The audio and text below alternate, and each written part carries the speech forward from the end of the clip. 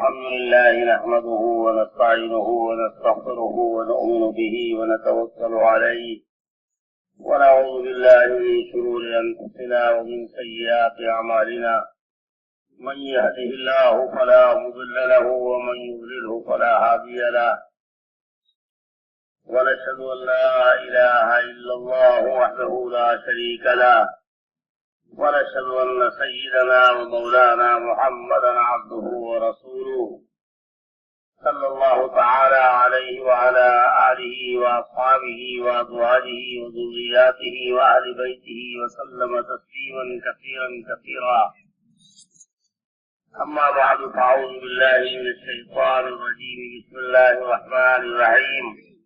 ولا تهنوا ولا تحزنوا وأنتم الأعلون إن كنتم مؤمنين. صدق اللہ مولانا العظیم. بڑے محترم دوستوں اور بزرگوں، اللہ رب العزت نے اس کائنات کی اصل دولت اور اصل سرمایہ ایمان کو قرار دیا ہے. یہ اتنی عظیم دولت ہے اور اتنا طاقتور سرمایہ ہے کہ اس کے ایک ایک بول کے اوپر ساتوں زمین و آسمان ٹکے ہوئے ہیں. ایمان کی دولت کا جس دن ایک بول نہیں ہوگا اس کائنات کے اندر، کوئی لفظ اللہ کہنے والا نہیں ہوگا، اس دن ایک کائنات کو کوئی طاقت روک نہیں پائے گی. قیامت آ جائے گی اور اس کائنات کو ختم کر دیا جائے گا اور فنا کر دیا جائے گا. جب اللہ کا نام نہیں تو کائنات بھی نہیں. جو کچھ مشرق سے مغرب تک، شمال سے جنوب تک اللہ کا غیر نظر آ رہا ہے، سب فنا کر دیا جائے گا. آسمان و زمین، چاند سورج ستارے، دریا جنگل پہاڑ، حشرات الارض، چرندے پرندے درندے، چوپائے دوپائے، جو کچھ بھی ہے، حتیٰ کہ لوح و قلم، ملائکہ علیہ السلام، یہاں تک کہ جب ایمان کا ایک بول نہیں ہوگا اس کائنات کے، تو اس دن کائنات کے اندر اللہ کا عرش بھی نہیں ہوگا. کوئی چیز اس کائنات کے اندر اللہ کے علاوہ نہیں ہوگی. قیامت اس دن آ جائے گی. تو ایسی بڑی طاقتور چیز اس کائنات کا سرمایہ یعنی ایمان کی دولت ہے. نحمده ونصلي على رسوله الكريم. اما بعد. ইমান বলতেছেন যে ভাই, এই দুনিয়ার মধ্যে যত সৃষ্টি আছে সবচেয়ে বড় পুঁজি ইমানের পুঁজি. বলতেছেন যে ইমানের পুঁজি এত বড় পুঁজি, এত শক্তিশালী, এই জমিনে যতদিন পর্যন্ত আল্লাহর নাম একজনও বলতে থাকবে, আল্লাহর নাম ইমান বলা একজনও বাকি থাকবে, তো আল্লাহ জাল্লা শানুহু এই জমিন আসমান আর সৃষ্টিকে ঠিক রাখবেন. বলতেছেন যে যখন একজনও আল্লাহকে স্বীকারকারী, আল্লাহ বলনেওয়ালা, আল্লাহর নাম নেওয়ালা থাকবে না, তখন আল্লাহ জাল্লা শানুহু এই কায়নাত এবং এই সৃষ্টিকে খতম করে দিবেন, শেষ করে দিবেন. বলতেছেন যে আল্লাহর নাম এত শক্তিশালী এবং ইমান এত শক্তিশালী, এই দুনিয়ার মধ্যে যত সৃষ্টি আছে তার মধ্যে সবচেয়ে বড় পুঁজি হচ্ছে ইমান. এই ইমান যতদিন পর্যন্ত এই জমিনে একজনও ইমানওয়ালা বাকি থাকবে, তো আল্লাহ তার উসিলায় এই আসমানকে ঠিক রাখবেন, জমিনকে ঠিক রাখবেন, সৃষ্টিকে ঠিক রাখবেন, গ্রহ নক্ষত্র সমস্ত মাখলুককে ঠিক রাখবেন. আর যখন জমিনে একজনও আল্লাহকে স্বীকারকারী, আল্লাহর নাম দেওয়ালা বাকি থাকবে না, তো আল্লাহ জাল্লা শানুহু এই জমিনের এক একটা মাখলুককে খতম করে দিবেন. বলতেছেন যে পশু পাখি খতম হবে, আসমান আর জমিন খতম হবে, পাহাড় পর্বত খতম হবে, এমনকি আল্লাহ জাল্লা শানুহুর বড় বড় মাখলুক রূহ কলমের ফেরেশতারা পর্যন্ত খতম হবে, এমনকি আল্লাহ পাকের আরশ পর্যন্ত বাকি থাকবে না. একমাত্র আল্লাহ ছাড়া আর সমস্ত জিনিসকে আল্লাহ কুদরতের দ্বারা খতম করে দিবেন. বলতেছেন যে এই ঈমান এত শক্তিশালী, ঈমান এত বড় পুঁজি, এর উপরে আল্লাহ এই জমিন আসমানকে ঠিক রাখতেছেন. আর যখন ঈমান থাকবে না তো আল্লাহ সব কিছুকে খতম করে দেবে. دوستوں اور بزرگوں، مشرق سے لے کے مغرب تک اور شمال سے لے کے جنوب تک پھیلی ہوئی انسانیت اور زندگی کے تمام شعبوں کی کامیابی अल्लाह रब्बुल इज्जत ने इसी ईमान की दौलत के ऊपर रखी। ये सरमाया है, तो आज भी जिस शोबे में होगा, जहाँ कहीं भी होगा, अल्लाह उसे सरबलंद फरमाएंगे। दुनिया और असबाब दुनिया के ऊपर अल्लाह का कोई वादा नहीं है, सारे वादे अल्लाह के ईमान की बुनियाद के ऊपर है। अगर ये दौलत है और इस दौलत की मेहनत है, तो आदमी को अल्लाह रब्बुल इज्जत कच्चे झोपड़ों के अंदर है, खुदा इसे वहाँ भी कामयाब करेंगे। और अगर ये दौलत नहीं है तो ये महलों के अंदर भी तबाह और बर्बाद होगा। जिस दिन मदीने मुनव्वरा के अंदर किसरा का खजाना पड़ा हुआ था फारूक आजम रज़ी अल्लाह तआला अन्हु की ठोकरों में, और 90 करोड़ का ताज किसरा की मदीने की सड़क के ऊपर पड़ा हुआ था, उस दिन दुनिया के एतबार से फारूक आजम रज़ी अल्लाह तआला अन्हु का हाल ये था कि इनके कुर्ते में पैबंद लगे हुए थे। दुनिया की किल्लत का आलम ये, लेकिन दुनिया की सबसे बड़ी ताकत ठोकर में पड़ी हुई है ईमान की बुनियाद के ऊपर। तो अल्लाह रब्बुल इज्जत हर शोबे जिंदगी के अंदर वहाँ तो बुलाना ना इनको तो मोमिनीन, क्या बात करते हो, लनुहयिन्नहु हयातन तय्यिबा, ऐसी पाकीज़ा जिंदगी देंगे तुम्हें इस ईमान की बुनियाद के ऊपर, जो पाकीज़ा जिंदगी तुम्हें किसी जगह किसी दूसरे का मोहताज बनने का मौका नहीं देगी। तुम्हारा हर मसला अल्लाह अपनी कुदरत से हल फरमाए, तुम्हें किसी के सामने हाथ फैलाने की जरूरत नहीं है। तो ईमान भाई कहा था, इसको अल्लाह रब्बुल इज्जत ने असल सरमाया बनाया है। और हमें इस दुनिया के अंदर जो 60-70 साल 80 साल की जिंदगी अल्लाह ने मोमिन को अता फरमाई है, वो इसी पूंजी को बनाने के लिए दी है कि मेहनत करके ये पूंजी इतनी बना लो कि जिंदगी के हर शोबे में, हयात के अंदर, मौत के वक्त में, कब्र के अंदर, हश्र में, नशर में, सवाल और जवाब के वक्त, हर जगह वो ईमान काम आए। इसके लिए अल्लाह ने ये थोड़ी सी जिंदगी अपने कर्म से हमें अता फरमाई। বলতেছেন যে ভাই, দুনিয়ার মধ্যে পূর্ব থেকে পশ্চিম পর্যন্ত, উত্তর থেকে দক্ষিণ পর্যন্ত যত মানুষ বসবাস করতেছে, সমস্ত মানুষের সমস্ত সবার কামিয়াবি আর সফলতা একমাত্র আল্লাহ জাল্লা শানুহু ঈমানের মধ্যেই রাখছেন। মানুষ যে সবার মধ্যে আছে, ওই সবার মধ্যে যদি সেই ঈমানের সাথে থাকে, তো আল্লাহ সেখানে তাকে কামিয়াব করবেন, সফলতা দিবেন, সেখানে সে সফল কাম হবে। বলতেছেন যে মানুষের সফলতার কামিয়াবি একমাত্র আল্লাহ জাল্লা শানুহু ঈমানের মধ্যে রাখছেন। ঈমান যদি থাকে, ঈমান বলা যে কোনো অবস্থায় আছে, যদি নাকি ঈমানের সাথে সে কাঁচা ঝুঁকের মধ্যেও থাকে, সেখানেও সে কামিয়াব হবে। আর যদি ঈমান ছাড়া দালান কোটা অট্টালিকার মধ্যে থাকে, সেখানেও সে নাকাম হবে। আল্লাহ জাল্লা শানুহু মুসলমানদেরকে শিক্ষা দিয়ে বলতেছেন যে হযরত ওমর ফারুক রাদিয়াল্লাহু আনহুর জামানায় যখন কিসরার সম্পদ মদিনার মধ্যে পড়া ছিল, বলতেছেন যে তার তাজা টুপি 90 কোটি টাকা দামের ছিল, মদিনার মধ্যে পড়া ছিল। তখন হযরত ওমর রাদিয়াল্লাহু আনহুর শরীরের গায়ের যে জামা, তার মধ্যে তালি লাগানো ছিল। বলতেছেন যে অথচ আল্লাহ জাল্লা শানুহু এত বড় শক্তিকে ঈমানের শক্তিতে পরাজয় করে আল্লাহ মুসলমানদের পায়ের তলায় নিয়ে আসছেন। বলতেছেন যে ভাই, মুসলমানদের কামিয়াবি আর সফলতা একমাত্র আল্লাহ জাল্লা শানুহু ঈমানের মধ্যে রাখছেন। এই ঈমান যখন আসবে, আল্লাহ তার মাথাকে উঁচা করবেন, সর্ব জায়গায় সর্বস্থানে সে কামিয়াব হবে, সফলতা লাভ করবে। আল্লাহ জাল্লা শানুহু তাকে হায়াতে তাইয়্যিবা দিবেন,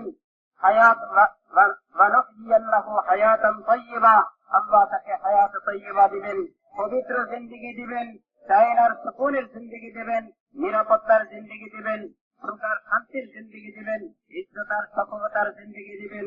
যদি ঈমান তার মধ্যে থাকে, বলতেছেন যে আল্লাহ জাল্লা শানুহু আমাদেরকে যে হায়াত দিচ্ছেন, অল্প হায়াত, 60-70 বছরের হায়াত, এই হায়াত এই জন্যই দিচ্ছেন যে আমি সর্ব অবস্থায় মেহনত করি, আমার ওই ঈমানকে মজবুত আর শক্তিশালী করি, ওই ঈমানকে আমি হাসিল করি। এই ঈমান আমার সর্ব জায়গায় লাগবে, আমি ঈমানকে হাসিল করি। যখন দুনিয়ার সবার মধ্যে আমি জীবনযাপন করব, ঈমানের সাথে জীবনযাপন করব, ঈমানকে মেহনত করে মজবুত করব, ঈমানের মেহনত চলতে থাকবে, তো বলতেছেন যে আল্লাহ জাল্লা শানুহু তাকে সর্ব জায়গায় কামিয়াব করবেন, সর্ব জায়গায় সফলতা দিবেন। মৃত্যুর আগেও তার সফলতা, মৃত্যুর পরেও হয় ইমানের সাথে।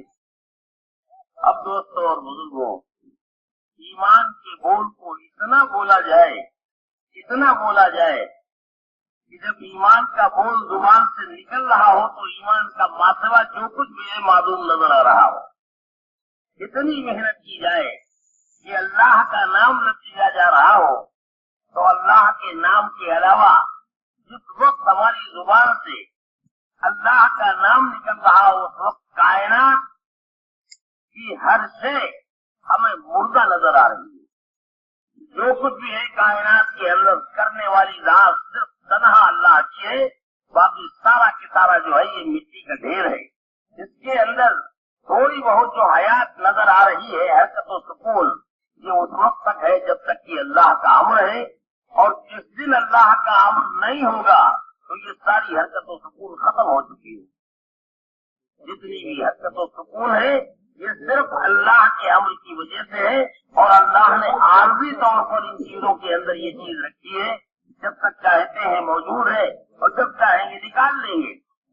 कब्जा इनका इन चीजों के ऊपर, इन सिफात के ऊपर नहीं है, कब्जा अल्लाह ही का है। अगर मौत और हयात, इज्जत और जिल्लत, कामयाबी और नाकामी इन चीजों में नजर आ रही है तो उस मौत और हयात, इज्जत और जिल्लत और कामयाबी नाकामी के ऊपर कब्जा अल्लाह ही का है। दवा में शिफा नजर आ रही है मगर उस शिफा के ऊपर कब्जा अल्लाह ही का है। जिसे चाहेंगे शिफा मिलेगी और जिसे चाहेंगे शिफा नहीं मिलेगी। डॉक्टर के यहाँ जाने के बाद डॉक्टर तो ये कहता है कि आपको इतनी बढ़िया हमने दवा दे दी है, इतना बढ़िया इंजेक्शन आपको लगाया है, इंट्रामस्कुलर या वीनस, ऐसा इंजेक्शन लगाया है कि अभी इंजेक्शन के बाद आपको किसी दवा की जरूरत नहीं है। यानी इस इंजेक्शन के लगने के बाद आप घर जाने के बजाय सीधे कब्रिस्तान चले जाएंगे, दवा खाने का मौका नहीं मिलेगा दोबारा। तो अल्लाह रब्बुल इज्जत के हाथ में शिफा है। इसी सूरत से कायनात की जितनी भी चीजें हैं अपनी हर हरकतों सुकून के अंदर अल्लाह के अम्र की मोहताज है। छोटी मखलूक हो या बड़ी मखलूक हो, चोटी जैसा हकीर कीड़ा जो दूर से नजर भी न आए, गोली में मसल दिया जाए, ऐसा हकीर और कमजोर कीड़ा अपने वजूद में, फता में, तहफ़्फ़ुज़ में और परवरिश में जितना अल्लाह का मोहताज है, खुदा की कसम जिब्राइल जैसा फरिश्ता भी उतना ही अल्लाह के अम्र का मोहताज है। जिब्राइल भी अल्लाह का गैर, जो कुछ है कायनात के अंदर अल्लाह का गैर, हर लम्हा अपनी हर हरकत और सुकून के अंदर अल्लाह के अम्र का मोहताज। नाम ऐसे लिया जाए अल्लाह का, ऐसे नाम लिया जाए कि कायनात थर्राती हुई नजर आ रही, बदन के जिस्म के रोंगटे खड़े हो रहे हो। सहाबा किराम रिज़वानुल्लाह अलैहिम अजमईन अल्लाह का नाम लेना जानते थे। हज़रत इकरमा रज़ियल्लाहु तआला अन्हु कुरान पाक हाथ में लेते, कभी चूमते, कभी सर पे लगाते, कभी पेशानी पे, कभी सीने पे, और फरमाते कि हाज़ा कलाम रब्बी, ये मेरे परवरदिगार का कलाम है, उस परवरदिगार का जो सातों जमीन और आसमान का और कायनात की हर मखलूक का पालने वाला और पैदा करने वाला है। ये कहते कहते इतनी हैबत तारी होती थी कि हज़रत इकरमा रज़ियल्लाहु तआला अन्हु बेहोश होकर गिर जाया करते। तो सहाबा किराम रिज़वानुल्लाह अलैहिम अजमईन अल्लाह का नाम लेना जानते थे कि जब अल्लाह का नाम लिया तो कायनात के अंदर अल्लाह का गैर जो कुछ भी है उन्हें मुर्दा नजर आ रहा। तो বলতেছেন যে ভাই ইমানের কথা এত বেশি আমরা বলবো, সর্বস্থানে সর্ব জায়গায় এত বেশি বলবো, মুখে এত বেশি ইমানের কথা বলবো, প্রত্যেকের সাথে ইমানের কথা বলবো, প্রত্যেক জায়গায় ইমানের কথা বলবো, এত বেশি ইমানের কথা বলবো। বলতেছেন যে ইমানের কথা বলতে বলতে আমাদের দিলের ভিতরে আল্লাহ ছাড়া সমস্ত মখলুকের কোনো স্থানেই না থাকে।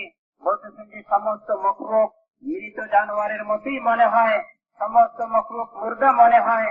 বলতেছেন যে ইমানের কথা এত বেশি বলবো, এত বেশি আলোচনা করব, সর্বস্থানে এত বেশি আলোচনা করব যাতে সমস্ত মখলুক আমাদের দিল থেকে বাহির হয়ে যায়, তার প্রভাব আমাদের দিল থেকে বাহির হয়ে যায়। বলতেছেন যে ভাই ঈমান এটা কি বলা হয় যে আল্লাহ জাল্লা শানুহুর দিল আমাদের দিলের মধ্যে বসে, সমস্ত মখলুকের অবস্থান আমাদের দিল থেকে বাহির হয়ে যায়। প্রভাব আমাদের দিল থেকে বাহির হয়ে যায়। বলতেছেন যে দুনিয়ার মধ্যে যত মখলুককে আমরা হরকত করতে দেখতেছি, নড়াচড়া করতে দেখতেছি, চলাফেরা করতে দেখতেছি, এইগুলি তার নিজস্ব কোনো ক্ষমতায় করতেছে না।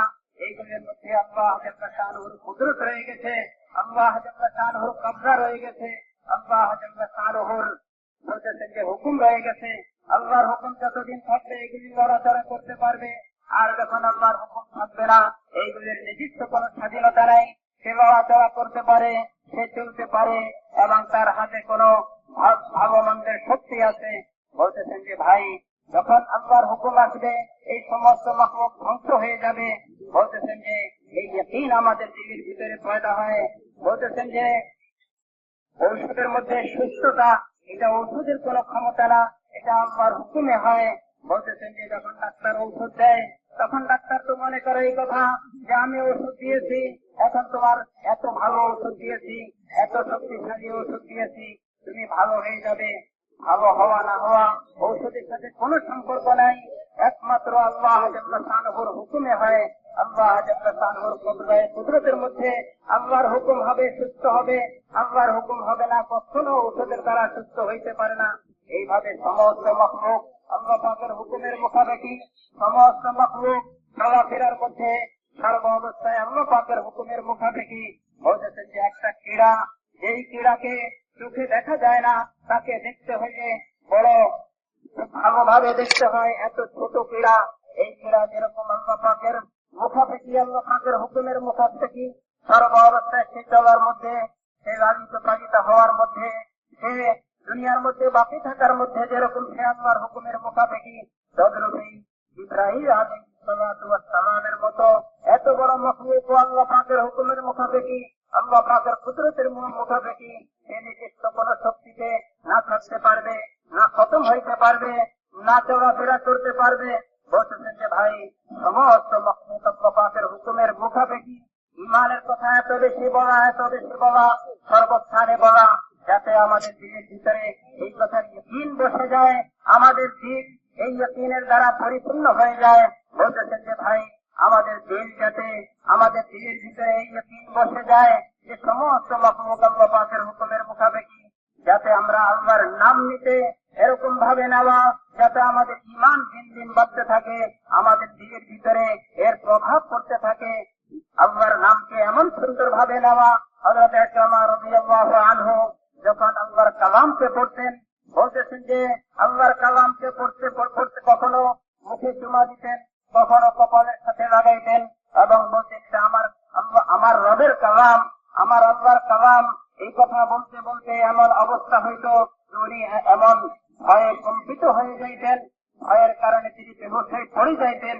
বলতেছেন যে ভাই ইমানের অবস্থা এই ছিল, আল্লাহর নাম নেওয়ার অবস্থা এই ছিল যখন সাহাবায়ে কেরাম রাদিয়াল্লাহু আনহুম আজমাইন ইমানের লাইনে মেহনত করতেন, তো আল্লাহ জাল্লা শানুহু ওনাদের দিলের ভিতরে ইমানের এরকম শক্তি আর কুওয়াত দান করতেন।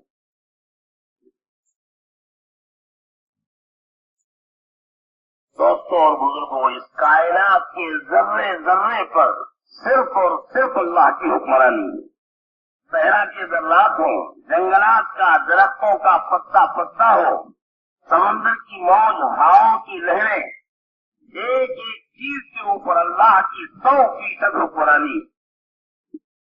जो कुछ भी पैदा होने से लेकर के और मौत तक जिस मखलूक के साथ जो कुछ भी होना है, रोज अव्वल अल्लाह ने उसको मुकद्दर कर दिया है।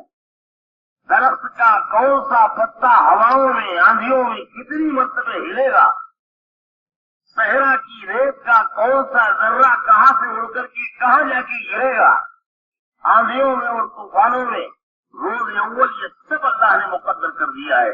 और जो कुछ मुकद्दर कर दिया है उसके अलावा कुछ हो नहीं सकता है।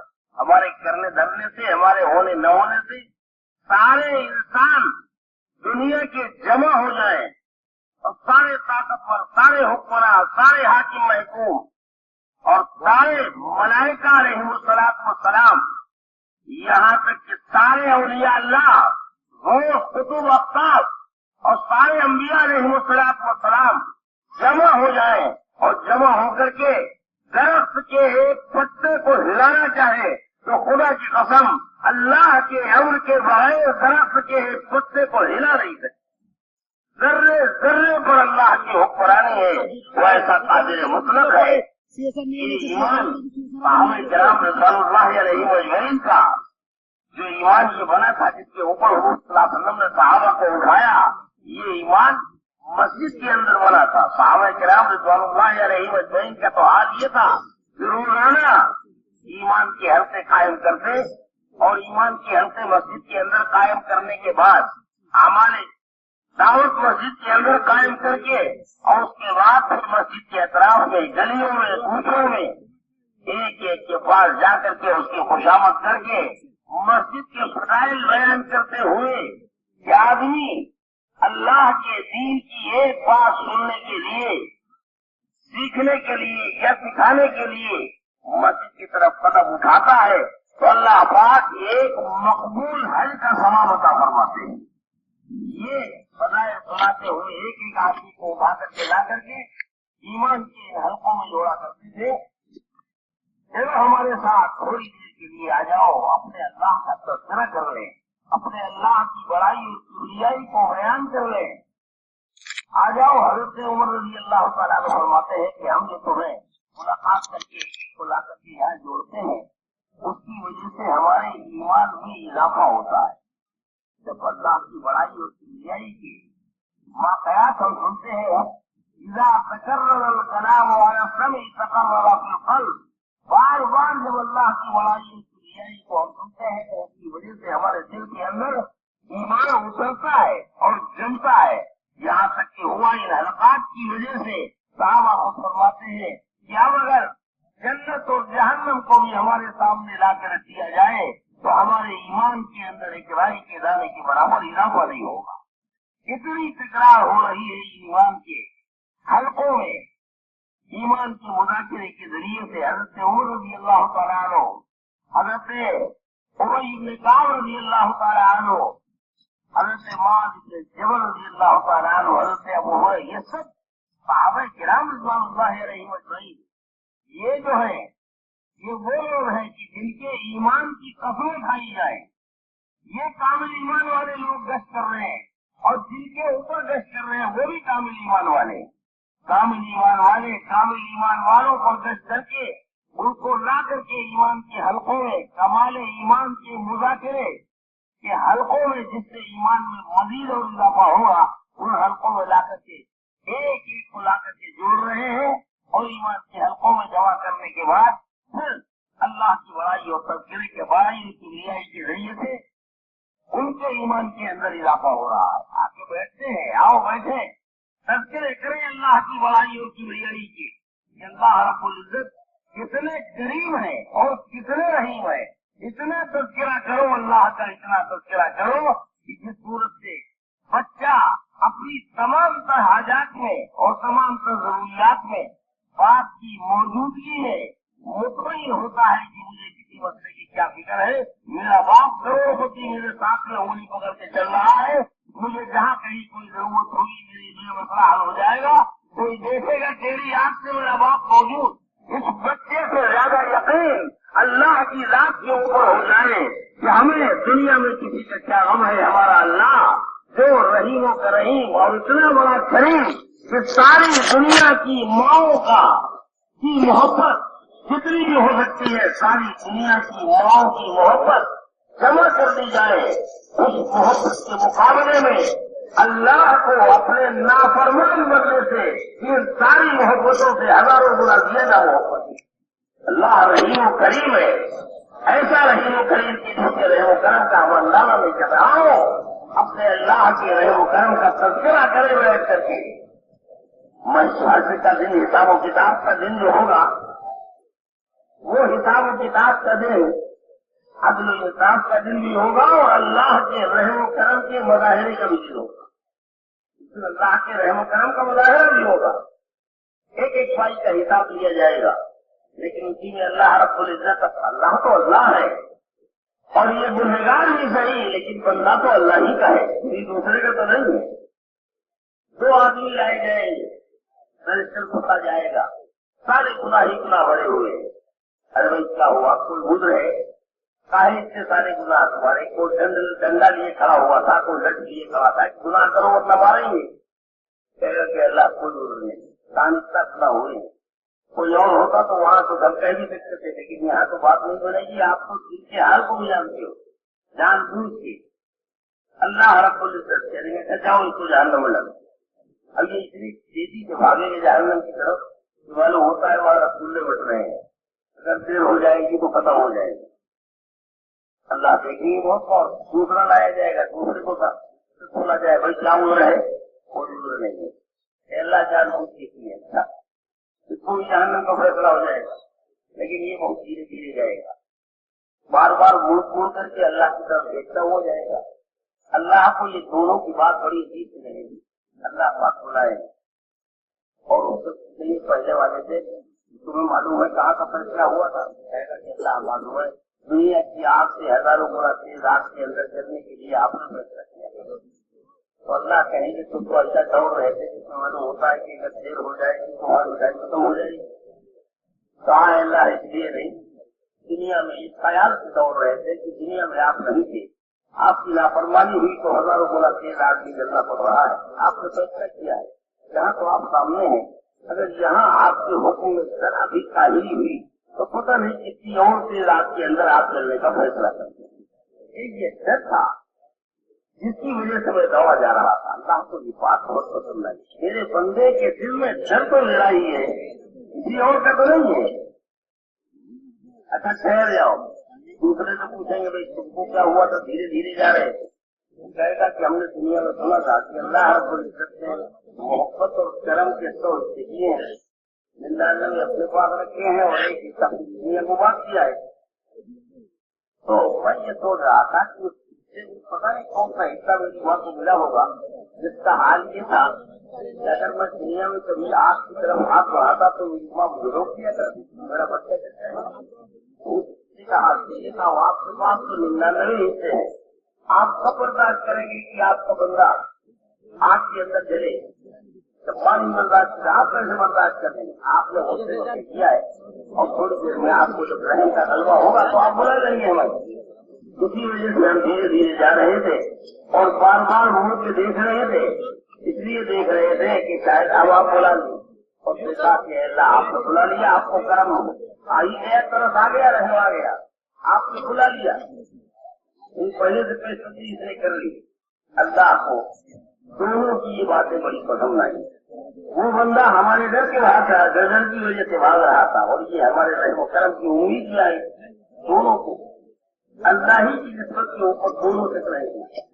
अल्लाह को ये बात पसंद आएगी। अल्लाह फरमाएंगे अच्छा जाओ, हमने तुम दोनों को माफ कर दिया और जन्नत के लिए फैसला कर दिया। अरे इतना तेज भागेंगे, ये सरफर दौड़ेंगे कहीं ऐसा न हो कि फैसला बदल जाए। बहुत तेजी के साथ अल्लाह को उनकी ये दौड़ देख करके अल्लाह को हंसी आई।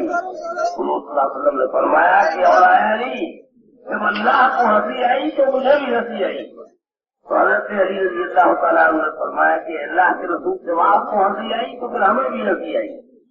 इन वाक़यात को आओ बैठो, ईमान के हल्कों में बैठ करके अल्लाह की रहीमी और करीमी और उसकी किबरियाई और उसकी बड़ाई के वाक़यात आओ सुने, ताकि इन वाक़यात के जरिए से हमारे ईमान के अंदर इजाफा हो और अल्लाह का ताल्लुक हमारा मजबूत होता चला जाए। বলতেছেন যে ভাই দুনিয়ার মধ্যে যে অবস্থা চলতেছে সব আল্লাহর হুকুমেই হইতেছে, এক একটা যারা তার হরকত হইতেছে আল্লাহর হুকুমে হইতেছে, এই মধ্যে যত হরকত হইতেছে আল্লাহর হুকুমে হইতেছে, দুনিয়ার মধ্যে যত মখলুক চলতেছে আল্লাহর হুকুমই হইতেছে। বলতেছেন যে একটা গাছের পাতা আল্লাহর হুকুম ছাড়া করতে পারে না, দুনিয়ার মধ্যে যত গাছ আছে এবং গাছের যত পাতা আছে এই সমস্ত পাতার হরকতের এলিম আল্লাহ জাল্লা শাআনুহুর নিকটে আছে, আল্লাহর হুকুমই হইতেছে। দুনিয়ার কোন মখলুক নিজস্ব কোন শক্তিতে নিজস্ব কোন ক্ষমতায় সে চলতে পারে না, আল্লাহ পাকের কব্জাই সে চলতেছে, আল্লাহর হুকুমই সে চলতেছে। বলতেছেন যে আল্লাহ জাল্লা শাআনুহু জানেন একটা বলতেছেন যে আল্লাহ জাল্লা শাআনুহু জানেন একটা ক্রীড়া পর্যন্ত যে হরকত করতেছে এটাও আল্লাহ জানেন, একটা ধুলাবালি যে এক জায়গা থেকে অপর জায়গায় যাবে এটাও আল্লাহ পাক জানেন কখন যাবে, কোন বাতাসের সাথে যাবে, বাতাসের অবস্থা, নদীর হরকত, এই সমস্ত অবস্থা আল্লাহ জানেন। বলতেছেন যে এই সমস্ত মাখলুকের নিজস্ব কোনো ক্ষমতায় কিছু করতে পারে না, একমাত্র আল্লাহ পাকের হুকুমে হয়। এই কথা এত বেশি আলোচনা করা যে আমাদের ইমান দিন দিন বাড়তে থাকে। বলতেছেন যে ভাই, প্রথম দিনই আল্লাহ সমস্ত মাখলুকের সমস্ত অবস্থাকে নির্ধারিত করে দিতেন। বলতেছেন যে পাতা কতবার লড়বে, কোন গাছের পাতা কখন লড়বে, এটাও আল্লাহ পাক ঠিক করে দিতেন। বলতেছেন যে দুনিয়ার মধ্যে যত মাখলুকের যত অবস্থা আছে, এই সমস্ত অবস্থা আল্লাহ প্রথম দিনই ঠিক করে দিতেন। বলতেছেন যে এর বাহিরে কখনো কিছু হইতে হবে না, কখনো কিছু হইতে পারবে না। বলতেছেন যে দুনিয়ার সমস্ত মানুষ যদি একত্রিত হয়, সমস্ত আউলিয়া আল্লাহ একত্রিত হয়, সমস্ত গাউস কুতুব একত্রিত হয়, সমস্ত শক্তি একত্রিত হয়, সমস্ত বাচ্চা একত্রিত হয়, সমস্ত শক্তিশালী একত্রিত হয়, এবং সমস্ত আম্বিয়া আলাইহিস সালাম একত্রিত হয় একটা গাছের পাতাকে যদি আল্লাহ না চান, কোন শক্তি নাই যে এই সমস্ত মাখলুক মিলে, সমস্ত মানুষ মিলে, সমস্ত আম্বিয়া আলাইহিস সালাম মিলে একটা গাছের পাতাকে হরকত দিতে পারবেন। বলতেছেন যে আল্লাহ পাকের হুকুমে হইতেছে। এই কথাগুলিকে, ইমানের কথাগুলিকে, আল্লাহ পাকের বড়াই বড়ত্বের কথাগুলিকে, আল্লাহ পাকের সিফাত আর গুণাগুলির কথাগুলিকে এত বেশি বলা যাতে আমাদের অন্তরের অন্তঃস্থলে এটা গেঁথে যায় এবং অন্তরের অন্তঃস্থলে এটা বসে যায় এবং আমাদের ইমান দিন দিন বাড়তে থাকে। সাহাবায়ে কেরাম রাদিয়াল্লাহু আনহুম আজমাইন ইমানের কথা এত আলোচনা করতেন, ওনাদের ইমান দিন দিন বাড়তে থাকতো, ওনাদের ইমানের মধ্যে পরিপূর্ণতা আসতো। ওনারা মসজিদকে ইমানের মেহনতের স্থান বানাইছেন। বলতেছেন যে মসজিদের মধ্যে ইমানের হালকা বসত, মসজিদের মধ্যে ইমানের মেহনত হইতো, ইমানের হালকায় বসে ইমানের মেহনত করতেন, ইমানের আলোচনা করতেন।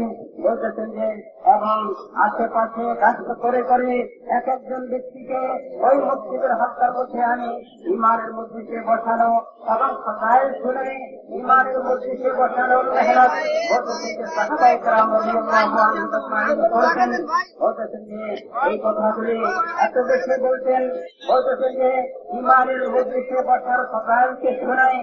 যে কোনো ব্যক্তি দিন শিখার, কোনো ব্যক্তি ইমান শিখার জন্য, বলতেছেন যে শিখানোর জন্য যদি না মসজিদের দিকে এক একটা কদম দেয়, প্রত্যেকটা কদমে খুব হাজার স্বভাব পাওয়া যায়।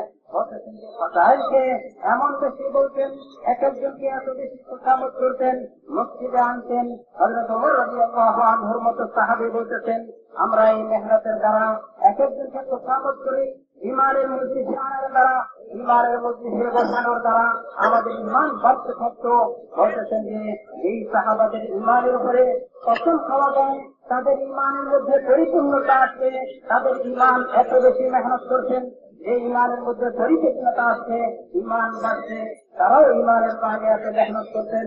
মসজিদে ইমানের হালকা বানানো হইতো, মসজিদের মধ্যে ইমানের মেহনত হইত, মসজিদে সময় দেওয়া হইত এবং বাহিরে মেহনত করে কত বড় বড় সাহাবী যাদের ইমানের পরিপূর্ণতা, এরকম সাহাবী হযরত ওমর রাদিয়াল্লাহু আনহুর মতো সাহাবী, হযরত উবাই ইবনে কাব রাদিয়াল্লাহু আনহুর মতো সাহাবী, হযরত মুআয বিন জাবাল রাদিয়াল্লাহু আনহুর মতো সাহাবী, এত বড় বড় সাহাবী বলতেছেন যে রাষ্ট্র করে সাহাবাদেরকে রাষ্ট্র করে মসজিদের আশেপাশে ওনাদেরকে মসজিদে নিয়ে আসতেন, ইমানের হালকায় বসাইতেন, আল্লাহ পাকের বড়াই বড়ত্বের কথা শুনাইতেন, আল্লাহ পাকের আদলে ইনসাফের কথা শুনাইতেন, আল্লাহ পাকের আদলে ইনসাফের কথা শুনাইতেন, আল্লাহ কেরকম আদলে ইনসাফ করবেন, সেরকম কিয়ামতের দিন আদলে ইনসাফ করবেন। বলতেছেন যে এই কথাগুলি এত বেশি শুনাইতেন, এত বেশি শুনতেন, যাতে ইমানের মধ্যে ইমান পরিপূর্ণ হয়, ইমান বাড়তে থাকে। একটা কথা আরবি ভাষার মধ্যে এরকম আছে, যখন কোন ব্যক্তি কোন কথাকে বারবার বলতে থাকে, তখন তার দিলের মধ্যে এই কথা গেঁথে যায়। ইদা তাকাররারা ফিল লিসান তাকাররারা ফিল কলব, যখন মুখে বারবার আলোচনা করতে থাকে তখন দিলের মধ্যে বসে যায়। সাহাবায়ে কেরাম রাদিয়াল্লাহু আনহুম আজমাইন আল্লাহ পাকের বড়াই বড়ত্বের কথা, আল্লাহ জাল্লা শানুহুর আদল ইনসাফের কথা, তিনি কত আদল ইনসাফ করবেন কিয়ামতের দিন। আল্লাহ জাল্লা শানুহুর হুকুম কিরকম চলবে, সেই দিন আল্লাহ পাকের হুকুম চলবে, সেই দিন আল্লাহ পাকের আদল ইনসাফ কায়েম করবেন। বলতেছেন যে ভাই আল্লাহ জাল্লা শানুহুর আদল ইনসাফের, আল্লাহ পাকের রহমার করমের ظهور আর প্রকাশ হবে কিয়ামতের দিন। হাদিসে পাকের মধ্যে আল্লাহ জাল্লা শানুহু যখন বিচার করবেন, এক দুইজন কোন নাফরমান তারা দুনিয়ার মধ্যে নাফরমানি করে আল্লাহ পাকের হুকুমে সে জাহান্নামের উপযুক্ত হওয়ার মতো আমল করে দুনিয়া থেকে গেছে। যখন তাকে ডাকা হবে এবং তার আমল নামাকে খোলা হবে, তাকে জিজ্ঞাসা করা হবে, তুমি এই আমলগুলি কারো ভয়ে করছো, যে তোমাকে মাঠে দিয়ে এইগুলি করাইছে, ভয় দেখায় তোমাকে এইগুলি করানো হয়েছে, এরকম হয়েছে না তুমি স্বইচ্ছায় করছো? ওই ব্যক্তি বলবে আল্লাহ জাল্লা শানুহু আমি আমার স্বইচ্ছায় করছি, কেউ আমাকে কোনো ভয় দেখানোর কারণে আমি করছি তা না, আমি ভয় প্রাপ্ত হয়ে এরকম করছি তা না, বরং আমি স্বইচ্ছায় করছি। তখন আল্লাহ জাল্লা শানুহু বলবেন, যখন তুমি স্বইচ্ছায় করছো যাও জাহান্নামে যাও, তুমি তো নাফরমানি করছো, তুমি জাহান্নামের উপযুক্ত।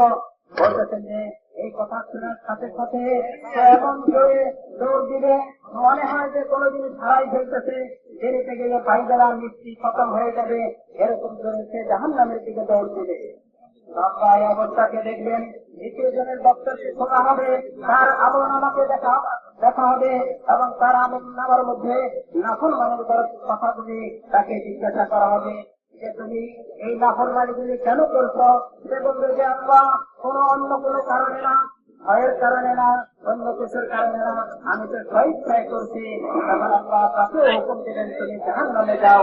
বলতেছেন যে এই দ্বিতীয় ব্যক্তি বড় আস্তে আস্তে যাইবে এবং সে পিছনের দিকে দেখতে থাকবে, বারবার পিছনের দিকে তাকাইতে থাকবে, আর আস্তে আস্তে যাইতে থাকবে, বারবার তাকাইতে থাকবে। তো আল্লাহ জাল্লা শানুহু প্রথম ব্যক্তিকে রাখবেন, তাকে জিজ্ঞাসা করবেন যে হে আমার বান্দা, তোমাকে তো আমি জাহান্নামের কথা বলছি, তুমি জাহান্নামের দিকে এত দৌড় দিয়ে কেন যাইতেছিল? তখন সে বলবে আয় আল্লাহ, দুনিয়ার মধ্যে আপনাকে দেখে নাই, আপনার কথাই শুনছি, তখন আপনার হুকুম লঙ্ঘন করে এই আযাবের এত কঠিন আযাবের ভাগী হয়ে গেছি। এখন তো আপনাকে দেখতেছি আপনি জাহান্নামের হুকুম দিতেছেন, আমি যদি এই হুকুমকে আপনাকে দেখা সত্ত্বেও এই হুকুমকে লঙ্ঘন করি তবে আমার কি অবস্থা হবে, আরো কত কঠিন আযাব ভোগ করতে হবে। আমি এই ভয়ে জাহান্নামের দিকে দৌড়াইছি। দ্বিতীয় জনকে জিজ্ঞাসা করবেন আল্লাহ জাল্লা শানুহু, হে বান্দা, তোমাকে তো জাহান্নামের কথা বলা হয়েছে, তুমি কেন এত আস্তে আস্তে যাইতেছ, বারবার আমার দিকে তাকাইতেছ, বারবার আমার দিকে তাকাইতেছ, পিছনের দিকে তাকাইতেছ? শুনেছি আপনি বড় রহিম, আপনি বড় করিম, আপনার রহমার দয়া এক একজন মায়ের রহমার দয়া দিয়ে বেশি, দুনিয়ার যত মা আছে তাদের রহমার দয়াকে একত্রিত করলে এই পরিমাণ হবে, এর চেয়ে গুণ বেশি আল্লাহ পাকের রহমার করম। বলতেছেন যে তার থেকে এক ভাগকে সমস্ত মাখলুককে ভাগ করে দেওয়া হয়েছে, তার অবস্থা কিয়ামতের দিন এটাকে জাহির করবেন, প্রকাশ করবেন। বলতেছেন যে ওই বান্দা বলবে আয় আল্লাহ, আপনার রহমের কথা শুনেছি, আপনি বড় রহিম, মায়ের চেয়ে বেশি রহিম। আয় আল্লাহ, আপনি আপনার রহমের আশায় দুনিয়ার মধ্যে তো মা যদি নাকি সন্তান আগুনে জ্বলে, একটা মা যদি নাকি দেখে সন্তান আগুনে জ্বলতেছে এরকম বেচাইন হয়ে যায়, এরকম সে অস্থির হয়ে যায় যে আমার সন্তান আগুনে পড়বে, তাকে সেখান থেকে বাঁচাইবার জন্য সে কত চেষ্টা করে। আয় আল্লাহ, আপনি তো এসে কঠিন রহিম, আপনি তো এসে কঠিন করিম। আয় আল্লাহ, আপনার রহমের কথা আমি স্মরণ করে আপনার দিকে বারবার তাকাইতেছি। মা সন্তানকে আগুন থেকে বাঁচাইবার জন্য যদি এত অস্থির হয়ে যায়, আয় আল্লাহ, আপনি তো আমার খালিক, আমার সৃষ্টিকর্তা, আপনি আমাকে কিভাবে আগুনে জ্বালাইলেন? আল্লাহ সুবহানাহু সেখানে দোনো সিফাতকে জাহির করবেন। আল্লাহ পাকের ভয়ের কারণে সে দৌড়াইছে, এই ভয়ের কারণে তাকে মাফ করে দিবেন। এবং আল্লাহ সুবহানাহু রহমের আশায় সে আস্তে আস্তে চলছে, এই কারণেও আল্লাহ মাফ করে দিবেন। বলতেছেন যে ভাই সাহাবায়ে কেরাম রাদিয়াল্লাহু আনহুম আজমাইন ঈমানের কথাগুলি এত বেশি বলতেন, এইভাবে বলে বলে আল্লাহ পাকের রহম আর আত্মবিশ্বাসের কথা বলে, আল্লাহ পাকের করমের কথা বলে বলে মানুষের দিলের মধ্যে ঈমানকে তাজা করা, মানুষের দিলের মধ্যে ঈমান বাড়ানোর মেহনত এত বেশি করতেন যাতে প্রত্যেকের দিলের মধ্যে ঈমান বেড়ে যায়। ঈমানের মধ্যে সে বসে তাদের দিলের মধ্যে ঈমান এত বাড়ত বলতেছেন যে ঈমান এত বেশি মজবুত হইত। বলতেছেন যে যেমন কোন সন্তান যখন মা বাপের সাথে চলে, বাপ কোটিপতি, তখন তার কোনো চিন্তা নাই আমার আব্বা কোটিপতি, আমি যেই কোনো অবস্থায় যেই কোনো জিনিস চাই আমার আব্বা সব কিছু আমার জন্য ব্যবস্থা করবে। বলতেছেন যে একটা সন্তানের যদি বাপের প্রতি এত বেশি আত্মবিশ্বাস থাকতে পারে, একটা বান্দা আল্লাহ সুবহানাহু রহমার করমের উপরে, আল্লাহ পাকের শক্তির ক্ষমতার উপরে, আল্লাহ পাকের আত্মবিশ্বাসের উপরে কি পরিমাণ ইকিন এবং আস্থা থাকা দরকার। বলতেছেন যে ভাই সাহাবায়ে কেরাম রাদিয়াল্লাহু আনহুম আজমাইন আল্লাহ সুবহানাহু এই সিফাতের গুণাবলীর কথা এত বেশি বলতেন। বলতে বলতে ওরা ব্যক্তিদের মধ্যে ঈমান বাড়তে থাকতো, ঈমানের মধ্যে সে বসে ঈমানের মধ্যে সে দিকে গাছটা করে গেলে এক একজনকে ঈমানের মধ্যে সে আনার মেহনত করতেন। তো আল্লাহ আপনাদের ঈমানকে বাড়াই দিতেন। अल्लाह के रसूल सल्लल्लाहु अलैहि वसल्लम ने उम्मत को मस्जिद से जोड़ा था। उम्मत सिर्फ मस्जिद में नमाज के लिए नहीं जाती थी उस जमाने में। आज तो आज ये नमाज पढ़ी थी, ताला पढ़ी। मस्जिद उम्मत के तमाम मसाइल के हल की जगह थी। हुजूर सल्लल्लाहु अलैहि वसल्लम ने अपने हर मसले के लिए मस्जिद की तरफ दौड़ बनाई। उम्मत सारी की सारी मस्जिद की तरफ तवज्जो होने वाली। नमाज के अलावा की तारीख में चले जा रहे हैं मस्जिद की तरफ। कहाँ जा रहे हो? बच्चा बीमार हो गया है इसलिए मस्जिद जा रहे हैं। किसी की बीमारी होती है तो अल्लाह की तरफ से पहले अल्लाह से मसला हल करा ले, उसके बाद मिट्टी भर उसकी मिट्टी जो होगी अगर वो देंगे उससे भी शिफा मिल जाएगी। हर मसले कहाँ जा रहे हो? मस्जिद जा रहे हैं इसलिए कर्जा हो गया है, कर्जा अदा कराना ये भी अल्लाह के अख्तियार है। ज्यादा वक्त चले जा रहे हैं, बीमारी हो गई, कर्जा हो गया, कोई मसला आ गया, भूख लगी, मस्जिद की तरफ दौड़ जा रहे हैं। और सिर्फ सहाबा ही को नहीं, खुद आप भी नहीं कर रहे हैं। भूख लगी, हजरत आयशा सिद्दीक़ा रज़ियल्लाहु तआला अन्हा से पूछा कि आयशा घर में कुछ है? अल्लाह के रसूल कुछ नहीं, सीधे मत पूछिए। सहाबा किराम होते हैं जब थोड़ा सा इशारा करते थे तो कुरानों के ढेर लग जाते, लेकिन नहीं, सीधे मस्जिद तशरीफ ले गए। और मस्जिद तशरीफ ले जाने के बाद वहाँ अल्लाह को मांगा, भूख लगी, अल्लाह नहीं आए, खाना दे आए। फिर आयशा अल्लाह ने कुछ भेजा, आए अल्लाह के रसूल कुछ नहीं, फिर गए, फिर आए, फिर गए, फिर आए, बार बार जाते रहे। यहाँ तक कि हजरत आयशा सिद्दीक़ा रज़ियल्लाहु तआला अन्हा फरमाती हैं हुजूर सल्लल्लाहु अलैहि वसल्लम की बेचैनी को देख करके मेरी आंखों में आंसू आ गए कि अल्लाह का नबी हुए जमीन के ऊपर भेज इतना बेसाब बात बात मत जा रहे हैं। आखिर हजरत उस्मान रज़ियल्लाहु तआला अन्हु से गए, कहाँ गए अल्लाह के रसूल? बता दिया, सारे के ढेर लगा दिए, कच्चा मुक्का पहुंचा कर ले आए। और मैं रोने लगे कि क्या हमको रोजा समझा गया है? जरा सा इशारा कर देते तो खाने का तो ढेर देते। हमारे नबी की ये रहमत तो खाने में पहुंचे लाए। आयशा अल्लाह ने कुछ कहा है, अल्लाह का रसूल आगे की चीज लाई है। हजरत उस्मान आए थे, वैसे रो रहे थे, क्या हमको भी गैर समझा गया? तो हुजूर सल्लल्लाहु अलैहि वसल्लम ने फरमाया कि आयशा अगर तुम्हें नमक के ढेले की भी जरूरत पड़े, उम्मत को गयूर बनाया हुजूर सल्लल्लाहु अलैहि वसल्लम ने, उम्मत को भिखारी नहीं बनाया है। जरा जरा से मसले में भीख मांगते फिरो, गयूर बनाया। आयशा अगर तुम्हें नमक के ढेले की भी जरूरत पड़े तो खबरदार खबरदार कभी अल्लाह के गैर के सामने हाथ मत फैलाना, जलील हो जाओगी, काम नहीं बनेगा। काम बनाने वाली जात तो अल्लाह की, अल्लाह के सामने हाथ फैलाओ, काम भी बनेगा। इज्जत हुजूर सल्लल्लाहु अलैहि वसल्लम ने मस्जिद से जोड़ा उम्मत को अपने हर मसले से, और ये बार बार जाना इसलिए था उम्मत की तालीम के लिए। कहाँ जाओगे, ये उधर है, इस तरह से हट करके कहाँ जाओगे, उसका दिल भी अल्लाह के हाथ में। वो नहीं कर पाएगा जो तुम चाहोगे, बल्कि वो होगा जो अल्लाह चाहे। लिहाजा सीधे मस्जिद से उम्मत को जोड़ा। अल्लाह का घर है और अल्लाह के हाथ में दुनिया की तमाम तर मखलूक की सारी जरूरतें अल्लाह के कब्जे में। मस्जिद की तरफ अपनी जरूरत के वक्त में आना, ये ईमान की अलामत, अल्लाह की तरफ आना है।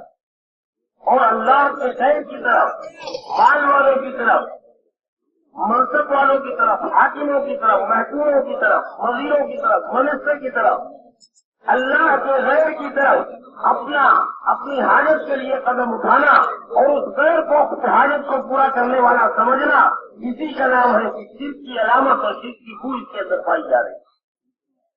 अल्लाह की तरफ कदम उठाने वाला कभी महरूम नहीं होगा और यहाँ दूसरे की तरफ जाने वाला कभी कामयाब नहीं होगा। देखो तो मसला अल्लाह के हाथ में। तो ने उम्मत को हर मसले में एक कामी ने अर्ज किया कि अल्लाह के रसूल हम बहरीन जाना चाहते हैं कारोबार के लिए, तो उन्होंने फरमाया जाओ पहले 2 रकात नमाज पढ़ो, अल्लाह की मदद साफ न कर लो। आज उम्मत होटलों से जुड़ी है, बाजारों से, दुकानों से, खेत खलियान से, मिनिस्टरों से, वजीरों से, हुकूमत के रक्षों से, इन सब से जुड़ी है और उन सब जगहों से कोई मसला हल नहीं होता। मसला हल होता है अल्लाह की कुदरत से। अल्लाह की कुदरत ही से उम्मत कटी हुई है। अल्लाह की कुदरत से छोड़ने का मतलब ये है कि मस्जिद से ये उम्मत जुड़ जाए। तो उम्मत सल्लल्लाहु अलैहि वसल्लम ने मस्जिद से जोड़ा था। उम्मत मस्जिद की तरफ दौड़ने वाली थी अपने तमाम पर मसाइल के। तो बोलते थे कि भाई हुजूर अकरम सल्लल्लाहु अलैहि वसल्लम साहबा इकराम রাদিয়াল্লাহু আনহুম আজমাইনকে মসজিদের মেহনতের সাথে জুড়ছেন, মসজিদের সাথে জুড়ছেন। সাহাবা ইকরাম রাদিয়াল্লাহু আনহুম আজমাইন মসজিদের মেহনতের জন্য সময় দিতেন, মসজিদের জন্য সময় দিতেন।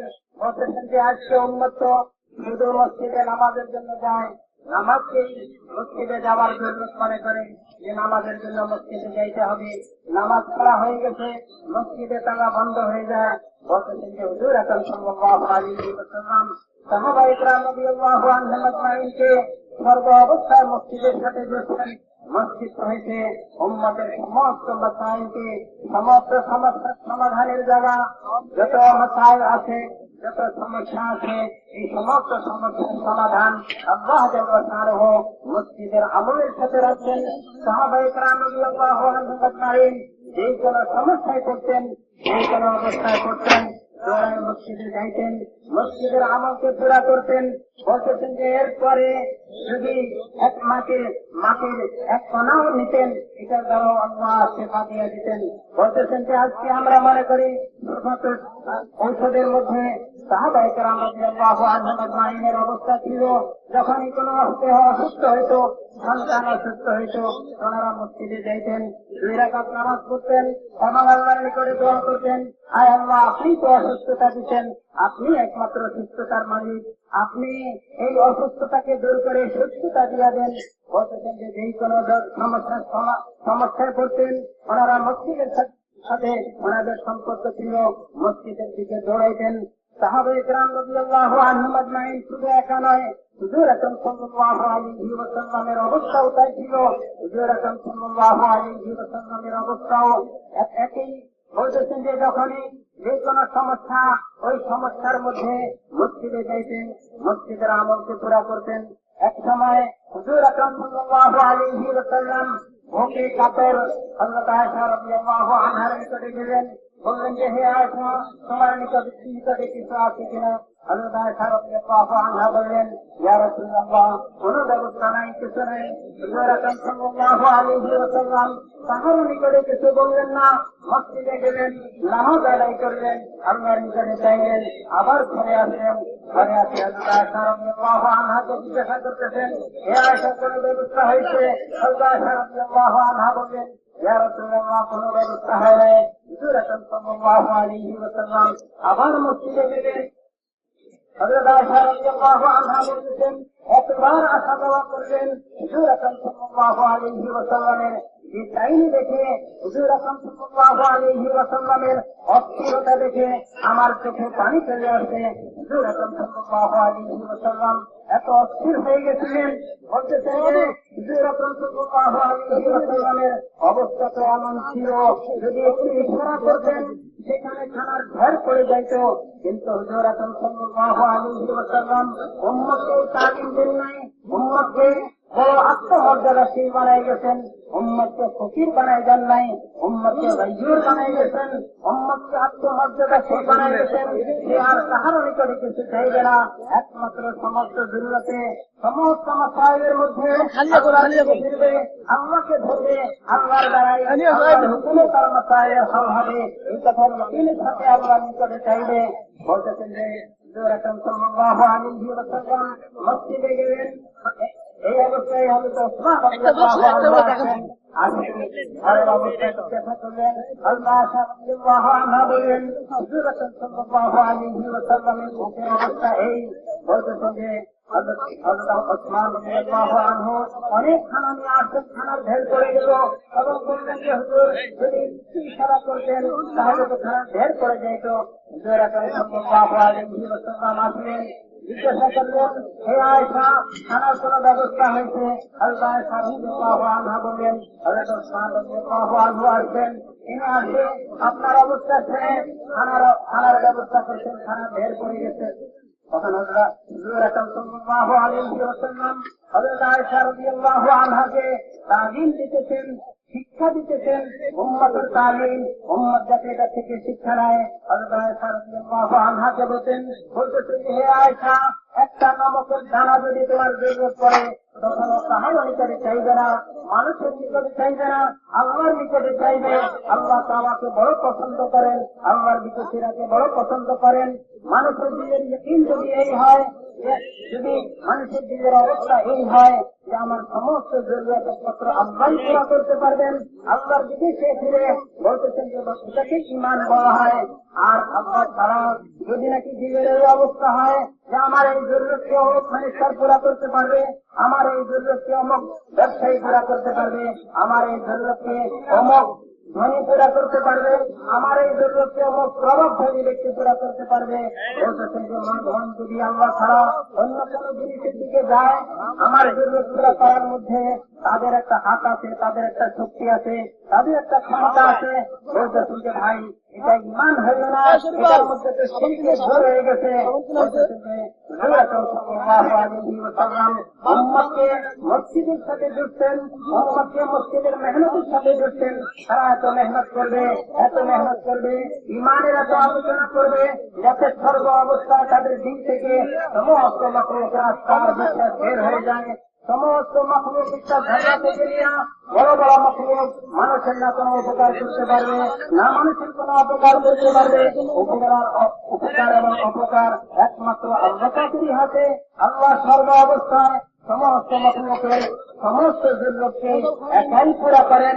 বলতেছেন যে ভাই এই কথার এত মেহনত করা, মসজিদে এত সময় দেওয়া, যেরকম সাহাবায়ে কেরাম রাদিয়াল্লাহু আনহুম আজমাইন মসজিদকে নিজের সমস্ত মাসায়েলের হলের জায়গা মনে করে মসজিদের দিকে ফিরতেন, মসজিদে যাইতেন, আমল পুরা করতেন। বলতেছেন যে ভাই যখন আমরা এই মেহনতকে পুরা করবো, আমাদের দিনের ভিতরে আল্লাহর জাতের ইয়াকিন এমন বসবে যে সমস্ত মাখলুক থেকে দিনের মধ্যে নৈরাশা আসি যাবে এবং আল্লাহ পাকের জাতের প্রতি পরিপূর্ণ ইয়াকিন আর আস্থা বসে যাবে। তো আল্লাহ আমাদের আমলের দ্বারা আমাদের সমস্ত মাসায়েলের হল, সমস্ত সমস্যার সমাধান করে। ईमान के बनने की जगह मस्जिदें हैं, बाजारों में ईमान बिगड़ा करता है, बना नहीं करता। ईमान के फसाद की जगह जो है वो आज जगह के अंदर भी अल्लाह ने बयान फरमाई। उनमें बाजार भी है, हमारे खजाने और हमारी तिजारतें और हमारी दुकानें, ये सारी चीजें हैं कि जहाँ ईमान के अंदर बिगाड़ आया करता है। इसी वजह से हुजूर सल्लल्लाहु अलैहि वसल्लम ने उम्मत को अपने तमाम मसाइल में मस्जिदों से जोड़ा था कि यहाँ आओ, ईमान यहाँ बनेगा। मस्जिद से के माहौल में जब मेहनत हुई है तो ईमान के ऐसे ऐसे नमूने तैयार हुए कि दुनिया की मिसाल पेश करने से काफिर है। बाजार में दुन्नमोगियत के नमूने मिलते हैं, बाजार में फिरौनियत के नमूने मिलते हैं, शहरियत के नमूने तो बाजार में मिलेंगे, बाजार में खुबरूसियत के नमूने तो मिलेंगे, लेकिन मस्जिदों के अंदर जब हम नजर उठाएंगे तो वो नमूने मिलेंगे कि आज तक बातिल की मिसाल नहीं पेश कर सकता। मस्जिद के अंदर बनने वाले नमूने जो है जिसके अकबर रज़ी अल्लाह तआला अन्हु मस्जिद के अंदर मिलेंगे, फारूक आज़म रज़ी अल्लाह तआला अन्हु जैसे नमूने मस्जिद के अंदर मिलेंगे। मस्जिद सल्लल्लाहु अलैहि वसल्लम ने मस्जिद के अंदर तरबियत की थी, ये सब मस्जिदों के नमूने हैं। और वो नमूने हैं कि एक एक इनमें से ऐसा है कि क़यामत तक के लिए कहा गया कि तुम उनमें से किसी के पीछे चल पड़ोगे तो अल्लाह तुम्हें नजात अता फरमा दे। असहाबी कल्लूजू मेरी हिम्मत पड़े तुम्हें सदन तुम ऐसे नमूने तैयार हुए मस्जिदों के अंदर। तो हुजूर सल्लल्लाहु अलैहि वसल्लम ने उस जमाने में मस्जिदों से तरबियत हुआ करती थी, मस्जिदों से इल्म मिला करता था, मस्जिदों से सीनों में और सीनों से किताबों में। और आज जब मस्जिदों से रास्ता खत्म हो गया तो हमारे किताबों से इल्म हमारे सीनों में और सीनों से इल्म मस्जिदों में, जमीन और आसमान का फर्क हो गया। इसलिए दोस्तों और बुजुर्गों, हुजूर सल्लल्लाहु अलैहि वसल्लम अपने एक एक उम्मती को अपने हर मसले में मस्जिद की तरफ मुतवज्जो करने वाले थे और एक एक उम्मती अपने तमाम मसाइल में मस्जिद में आकर के अल्लाह के सामने हाथ फैलाने वाला था। यहाँ जब उसके मसाइल हल होते थे उससे ईमान बना करता था। फारूक आज़म रज़ी अल्लाह तआला अन्हु के जमाने में एक मसले कहत पड़ गया था, सारी तदबीरें कैदाने कहत खत्म नहीं हुआ और इन्होंने मिस्र के गवर्नर को खत लिख दिया। रसूलुल्लाह के घर वाले शहर वाले कहत के अंदर मुबतला है, तुम मिस्र के अंदर आराम से हो। उन्होंने कहा कि हम इतना बड़ा गल्ले का लश्कर भेज रहे हैं कि जिसका पहला वो मदीने में होगा और आखिरी मिस्र के अंदर होगा। ऊँट आया, वो गल्ला वो के काफिला आया ऊँटों का और सारा लश्कर जो कुछ भी था ऊँटों का गल्ला जो कुछ भी लदा हुआ था सब तकसीम कर दिया गया और कहत खत्म नहीं हुआ। एक सहाबी के हिस्से में बकरी आई थी, उन्होंने जब उसे जिवा किया तो उस बकरी में से सिवाय हड्डी चमड़े और खून की कोई चीज उसमें से नहीं निकली। देखा उन्होंने ये हाल है कि हमारा रिस्क जानवरों के अंदर से जो उठा दिया गया और उनकी चीज निकल गई। वाह मोहम्मदा, आए मोहम्मद सल्लल्लाहु अलैहि वसल्लम, आज हमारे ऊपर ये दिन आ गए कि हमारा रिस्क जानवरों के अंदर से जो उठा लिया गया है। रोने ले, आंखों से आंसू जारी हो गए, यहाँ तक के रोते रोते आग लग गई। तो खुद हुजूर सल्लल्लाहु अलैहि वसल्लम की ख्वाब में ज़ियारत हुई, जाओ उमर को मेरा सलाम कहो, कहो उमर हम तो तुम्हें बड़ा कलमा समझते थे, क्या हो या तुम्हें ये दौड़े आग जैसे खुली। अजीब रसूलुल्लाह सल्लल्लाहु अलैहि वसल्लम अमीरुल मोमिनीन हुजूर सल्लल्लाहु अलैहि वसल्लम के कासिद को जवाब दो, भाई कैसे कासिद हो तुम? तो उन्होंने बताया कि हमारी बकरी हमने जिवा की तो उसमें से सिवाय हड्डी चमड़ा खून की कुछ भी नहीं निकला, गोश्त की कोई चीज नहीं, हमारी जुबान से चीख निकल गई, आंख लग गई। हुजूर सल्लल्लाहु अलैहि वसल्लम के ख्वाब में ज़ियारत की, आपने फरमाया कि उमर के पास जाओ मेरा सलाम कहो और उमर से कहो कि हम तो तुम्हें बड़ा कलमा समझते थे, क्या हो गया है तुम्हें? हज़रत उमर काम थे, जमा किया, बताओ वो कौन सी कमी मेरे अंदर वाक़ई हुई है जो जनाब मोहम्मद सल्लल्लाहु अलैहि वसल्लम के जमाने में नहीं थी। सारी खड़े हुए, हम जानते हैं कौन सी कमी वाक़ई हुई। अमीरुल मोमिनीन हुजूर सल्लल्लाहु अलैहि वसल्लम का मामूल ये था कि अपना छोटा बड़ा हाल, कोई भी मुश्किल, कोई परेशानी आपके सामने आई तो सीधे आपने मस्जिद की तरफ पहुंचो, सीधे मस्जिद से सीधे, किसी के ऊपर अपनी मुसीबत को जाहिर नहीं किया। अपने हर मसले में मस्जिद की तरफ दौड़ लगाने वाले थे। उम्मत को भी तालीम दी कि अपने हर मसले को लेकर के मस्जिद में जाओ, मस्जिद अल्लाह का घर है, अल्लाह के सामने, अल्लाह के हाथ में तुम्हारे सारे मसाइल है। हुजूर सल्लल्लाहु अलैहि वसल्लम ने अपनी उम्मत को भिखारी नहीं बनाया, ताजिरों से नहीं जोड़ा, मुंह को मार के नक्शों से नहीं जोड़ा, उधर मुतवज्जो नहीं किया, यहूद और नसारा का भिखारी नहीं बनाया जनाब मोहम्मद रसूलुल्लाह सल्लल्लाहु अलैहि वसल्लम ने उम्मत। आज मस्जिदों से ताल्लुक खत्म होने की वजह से उम्मत यहूद और नसारा की भिखारी बनकर के रही। हुजूर सल्लल्लाहु अलैहि वसल्लम ने मस्जिद से जो हज़रत उमर रज़ी अल्लाह तआला अन्हु से कहा कि हुजूर का मामूल तो मस्जिद की तरफ था, आपने जब आपके ऊपर अल्लाह ने एक हाल भेजा है तो आपने मस्जिद की तरफ तवज्जो करने के बजाय मिस्र के गवर्नर के सामने भीख के लिए हाथ फैलाए। ये फर्क आया है। हजरत उमर की चीखें निकल गई, ऐलान किया कि सुबह चलो। सब मदीने से बाहर गए, नंगे पैर नंगे सर, जानवर भी, बच्चे भी, छोटे भी, बड़े भी, जाकर के वहां सत्ता के बाद फिर अल्लाह से मांगा है, अल्लाहुम्मा इन्ना नस्तगफिरुका व नस्तगफिरुक, हे अल्लाह लग़विश और भूल उम्र से हुई है, हाल के वक्त में तेरे घर की तरफ नहीं आया बल्कि मखलूक की तरफ हाथ फैलाया है। ये उम्र की गलती और कोताही है। ऐ खुदा, इस उम्र की कोताही की सजा मदीने वालों को न दे। अल्लाह हुजूर के घर वालों को ये सजा न दे। बच्चे प्यासे हैं, जमीनें प्यासी हैं, जानवर प्यासे हैं। ऐ खुदा, मेरी गलती की सजा तुमको न दे, माफ कर दे अल्लाह अपने करम से, और इन प्यासों को पानी अता फरमा दे। अभी ये दुआ मांग रहे थे कि आसमान पर अमर के टुकड़े नजर आए और उन अमर के टुकड़ों में से आवाज आ रही थी, ऐ उमर तुमने अल्लाह से मदद मांगी, अल्लाह ने तुम्हारे लिए मदद की। इतनी बारिश हुई, इतना अल्लाह पैदा हुआ कि सारा कहे दूर हो गया। मदीने में कभी इतनी पैदावारी नहीं हुई। तो उमर सल्लल्लाहु अलैहि वसल्लम में कर रहा था, हुजूर सल्लल्लाहु अलैहि वसल्लम ने उम्मत को मस्जिद से जोड़ा था, अल्लाह के घर से जोड़ा था, यानी अल्लाह से जोड़ा था, खाने से जोड़ा था, मखलूक से नहीं जोड़ा था। तो बोलते थे भाई আমরা মানুষের দিকে না যাওয়া, বলতেছেন যে আগে বলতেছিলেন যে যখন নাকি আমরা আমাদের জরুরতে মানুষের নিকটে যাইব, মানুষের কাছে চাইব, আমাদের দরকারে মানুষের নিকটে যাইব, মানুষের কাছে চাইব, তখন আমরা সেখানে আমাদেরকে জরুরি আর অপমান অপদস্থ করবেন। আর আল্লাহ যদি আল্লাহর দিকে যাই, আল্লাহর নিকটে যাই, তো আল্লাহ আমাদেরকে ইজ্জতওয়ালা বানাবেন এবং আমাদের জরুরতকে কুদরতের দ্বারা পুরা করবেন। হুজুর আকরাম সাল্লাল্লাহু আলাইহি ওয়াসাল্লাম উম্মতকে মসজিদের মেহনতের সাথে জুড়ছেন, মসজিদের আমলের সাথে জুড়ছেন। ওই মেহনতের দ্বারা এক একজন ব্যক্তি এমন তৈরি হয়েছে, আজকে দুনিয়া তার মিসাল আর তার উপমা দিতে পারে না, তার মতো মানুষের প্রমাণ দিতে পারে না। এত বড় বড় হচ্ছে আল্লাহ মসজিদের মেহনতের দ্বারা তৈরি করছেন। বলতেছেন যে ভাই হুজুর আকরাম সাল্লাল্লাহু আলাইহি ওয়াসাল্লাম সবচেয়ে উত্তম জায়গা, দুনিয়ার মধ্যে সবচেয়ে উত্তম জায়গা যে মসজিদ, ওই মসজিদের মেহনতের সাথে উম্মতকে জুড়ছেন। উম্মতের যত মাসাইল আসবে, উম্মতের যত সমস্যা আসবে, এই সমস্ত সমস্যার সমাধান সে মসজিদের আমলের দ্বারা মসজিদের যাবে, আল্লাহর দিকে ফিরবে, আল্লাহর নিকটে চাইবে, আল্লাহ তার আমলের উপরে তার মাসাইলকে হল করে দিবেন, সমস্যাকে সমাধান করে দিবেন। বলতেছেন যে ইমানও বাড়তে থাকবে, তার মধ্যে পরিবর্তন আসতে থাকবে এই মেহনতের দ্বারা। সাহাবায়ে কেরাম রাদিয়াল্লাহু আনহুম আজমাইনের মতো এত বড় বড় হাস্তি তৈরি হয়েছে। বলতেছেন যে ভাই বাজার হয়েছে মানুষ নষ্ট হওয়ার জায়গা, সেখানে বলতেছেন যে সবচেয়ে নিকৃষ্টতম জায়গা হয়েছে বাজার।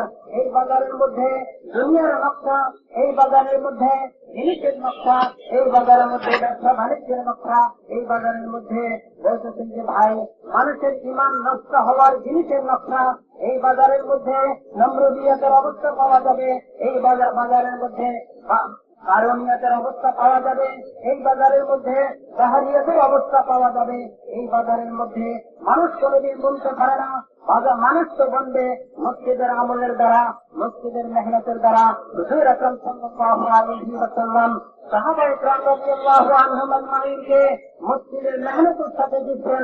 আজকে উম্মত মসজিদ থেকে আলোক হওয়ার কারণে, আজকে উম্মতের সম্পর্ক মসজিদ থেকে ছিন্ন হওয়ার কারণে, আজকে উম্মত মসজিদের আমল থেকে দূর হওয়ার কারণে আজকে উম্মতের এই অবস্থা। বলতেছেন যে হুজুর আকরাম সাল্লাল্লাহু আলাইহি ওয়াসাল্লাম সাহাবায়ে কেরাম রাদিয়াল্লাহু আনহুম আজমাইনকে এমন মেহনতের উপর উঠাইছেন, মসজিদের আমলের উপর উঠাইছেন। ওনারা মসজিদের মধ্যে সময় দিতেন, সেখানে তালিমের হালকা বসত, সেখানে ইমানের হালকা বসত। ওই মেহনতের দ্বারা এমন হাস্তি তৈরি হয়েছে, এমন ব্যক্তি তৈরি হয়েছে, আজকে দুনিয়া অক্ষম এই ধরনের ব্যক্তির প্রমাণ দেওয়া, এই ধরনের ব্যক্তির নেশালকে দেওয়া। বলতেছেন যে ওই মসজিদের মেহনতের দ্বারা হযরত আবু বকর রাদিয়াল্লাহু আনহুর মতো হাস্তি তৈরি হয়েছে, ওই মসজিদের মেহনতের দ্বারা হযরত ওমর রাদিয়াল্লাহু আনহুর মতো হাস্তি তৈরি হয়েছে, ওই মসজিদের মেহনতের দ্বারা সাহাবায়ে কেরাম রাদিয়াল্লাহু আনহুম আজমাইনের এক গোষ্ঠী তৈরি হয়েছে, এক জামাত তৈরি হয়েছে। এই জামাত আল্লাহর নিকটে এত মকবুল আর প্রিয়।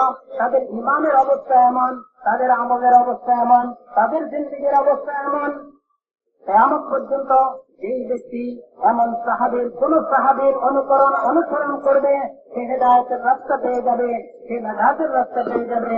আল্লাহ মসজিদের মেহনতের দ্বারা সাহাবাদের এত বড় হস্তিকে তৈরি করছেন। বলতেছেন যে যখন উম্মত মসজিদের মেহনতের থেকে সরবে, তখন তাদের উপরে অবস্থা আসবে, আবার মসজিদের আমলের দিকে যখন ফিরবে, আল্লাহ এই অবস্থাকে দূর করবেন। বলতেছেন যে ভাই, হুজুর আকরাম সাল্লাল্লাহু আলাইহি ওয়াসাল্লামের মেহনতের উপরে সাহাবাদেরকে আল্লাহ নমুনা বানাইছেন। সাহাবাদের আমল কিয়ামত পর্যন্ত উম্মতের জন্য নমুনা। হযরত ওমর রাদিয়াল্লাহু আনহুর জামানায় এক সময় দুর্ভিক্ষ দেখা দিচ্ছে। হযরত ওমর রাদিয়াল্লাহু আনহু এই দুর্ভিক্ষ দেখে বলতেছেন যে দুর্ভিক্ষের অবস্থা এরকম, মদিনার মধ্যে খুব অভাব অনটন চলতেছে। হযরত ওমর রাদিয়াল্লাহু আনহু মিশরের গভর্নর হযরত আমর ইবনে আস রাদিয়াল্লাহু আনহুর নিকটে চিঠি পাঠাইছেন যে মদিনার এই অবস্থা, আর তুমি মিশরের মধ্যে ভালো অবস্থায় চলতেছ, তোমার কি একটু মনে ওঠে না?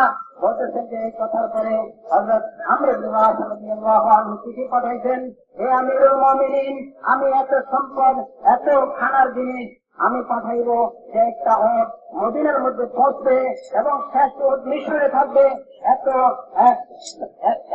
এত পরিমাণ আমি আপনার জন্য পাঠাইতেছি। বলতেছেন যে পাঠানো হয়েছে, মদিনার মধ্যে আসছে, মদিনার মধ্যে সমস্ত ওটের খাওয়া দাওয়া গুলিকে, ওটের বহনকৃত খাওয়া দাওয়া গুলিকে বন্টন করে দেওয়া হয়েছে, কিন্তু অভাব যাইতেছে না, অভাব খতম হইতেছে না। বলতেছেন যে এক সাহাবীর ভাগে একটা বকরি পড়ছে, তিনি জবাই করছেন, জবাই করে দেখেন যে চামড়া এবং হাড্ডি আর রক্ত ছাড়া তার মধ্যে কোনো গোশত নাই।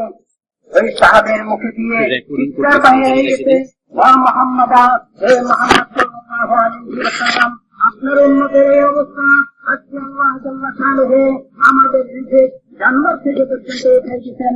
এই জানোয়ারের গোশত মানুষের রিজিক ছিল, আয় আল্লাহ জানোয়ারের রিজিক, জানোয়ার থেকে পর্যন্ত আমাদের রিজিক উঠাই দিচ্ছেন, আয় আল্লাহ আমাদের উপরে রহম করেন।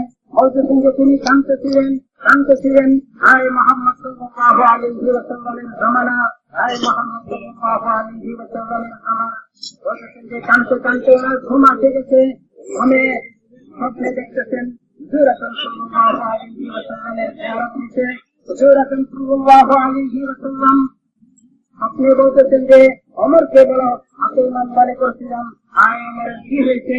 তিনি এই স্বপ্ন দেখে ভাগে গেলেন, জাগার পরে দৌড়াই হযরত ওমর রাদিয়াল্লাহু আনহুর নিকটে গেলেন এবং হযরত ওমর রাদিয়াল্লাহু আনহুকে বললেন, হে আমিরুল মুমিনিন, আপনি আল্লাহর নবীর কাছে আল্লাহর নবীর পাঠানো দোষের জবাব দেন।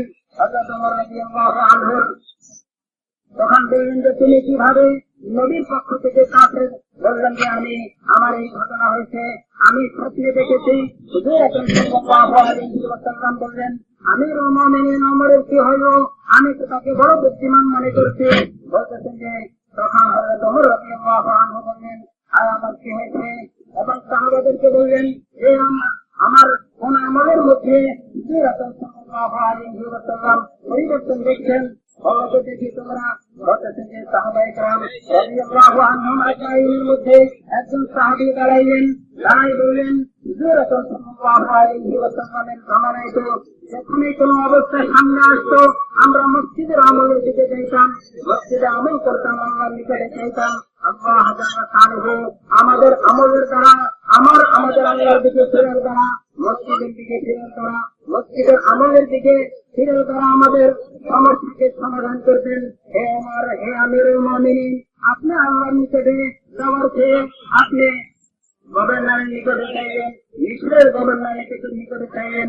হযরত ওমর রাদিয়াল্লাহু আনহু তখন বড় মর্মাহত হয়ে গেলেন এবং সমস্ত সাহাবাদেরকে নিয়ে, মদিনাবাসীদেরকে নিয়ে, যার মধ্যে ছোট ছোট বাচ্চা পর্যন্ত ছিল, জীব জানোয়ার পর্যন্ত ছিল, সবাইকে নিয়ে ময়দানের দিকে রওনা দিলেন ইস্তিসকার নামাজ পড়ার জন্য। এবং হযরত ওমর রাদিয়াল্লাহু আনহু বলতেছিলেন, আয় আল্লাহ, ওমর তো গুনাহ করছে, ওমর তো আপনার হুকুমকে লঙ্ঘন করছে, ওমরকে গুনাহ করছে, আয় আল্লাহ ওই ওমরের গুনার শাস্তি আপনি মদিনাবাসীকে দিবেন না, এই ওমরের গুনার শাস্তি আপনি খারাপদেরকে দিবেন না। আয় আল্লাহ ওমরের গুনাহকে মাফ করে দেন, আমাদের অবস্থা পরিবর্তন করে দেন, সমস্যাগুলি সমাধান করে দেন। বলতেছেন যে এমন ভাবে কাঁদতেছিলেন, আয় আল্লাহ আমার গুনাহকে মাফ করে দেন, আমার গুনার কারণে মদিনাবাসীকে আপনি কষ্ট দিবেন না। বলতেছেন যে কাঁদতে কাঁদতে যখন দোয়া করতেছিলেন, ইস্তিগফার নামাজ পড়ে আল্লাহর নিকটে চাইতেছিলেন, তো আল্লাহ মেঘ পাঠাইতেছেন, মেঘের থেকে আওয়াজ শোনা যাইতেছে, হে ওমর আপনার জন্য আল্লাহর সাহায্য এসে গেছে, আল্লাহ সাহায্য পাঠাইতেছেন, আল্লাহর সাহায্য এসে গেছে, বৃষ্টি বর্ষা হয়েছে, আল্লাহ মদিনার অবস্থাকে মদিনার সমস্যাকে সমাধান করে দিয়েছেন, মদিনার অভাব দূর করে দিয়েছেন। বলতেছেন যে ভাই যখন মানুষ আল্লাহর দিকে ফিরবে, যখন মানুষ আল্লাহর নিকটে ফিরবে, তো আল্লাহ তার সমস্যাগুলি সমাধান করে দেবেন। বলতেছেন যে হুজুর আকরাম সাল্লাল্লাহু আলাইহি ওয়াসাল্লাম উম্মতকে ফকির আর কাঙ্গাল বানাই দেন নাই, উম্মতকে কাহারও ধারণা ধরার জন্য কাফের মুশরিকের দিকে ফিরবে, কাফের মুশরিকের ধারণা ধরবে, এরকম উম্মত হুজুর আকরাম সাল্লাল্লাহু আলাইহি ওয়াসাল্লাম বানাই দেন নাই। হুজুর আকরাম সাল্লাল্লাহু আলাইহি ওয়াসাল্লাম উম্মতকে মসজিদের সাথে করতেন, মসজিদের আমলের সাথে করতেন, মসজিদের আমলের মেহনতের সাথে করতেন। বলতেছেন যে আজকে আমরা মসজিদের আমল থেকে দূরে সরে যাওয়ার কারণে, মসজিদের আমল থেকে আমরা সরে যাওয়ার কারণে আজকে আমরা বলতেছেন যে কাফের মসজিদের নিকটে লাঞ্ছিত হইতেছে, কাফের মসজিদের নিকটে বেইজ্জত হইতেছে, তাদের নিকটে আমরা হাত পাতি লাঞ্ছিত হইতেছি। এই উম্মত যখন আবার আল্লাহর দিকে ফিরবে, মসজিদের আমলের দিকে ফিরবে, মসজিদের দিকে যাবে, মসজিদের আমলের উপর উঠবে, মসজিদের আমলের জন্য উম্মতকে তৈরি করবে, তখন আল্লাহ এই উম্মতের অবস্থাকে পরিবর্তন করে দেবে। दोस्तों जब तक ये उम्मत मस्जिद से जुड़ी हुई थी, अपने सारे मसाइल मस्जिद से हल कराने वाली थी, किसी के सामने हाथ फैलाने वाली नहीं।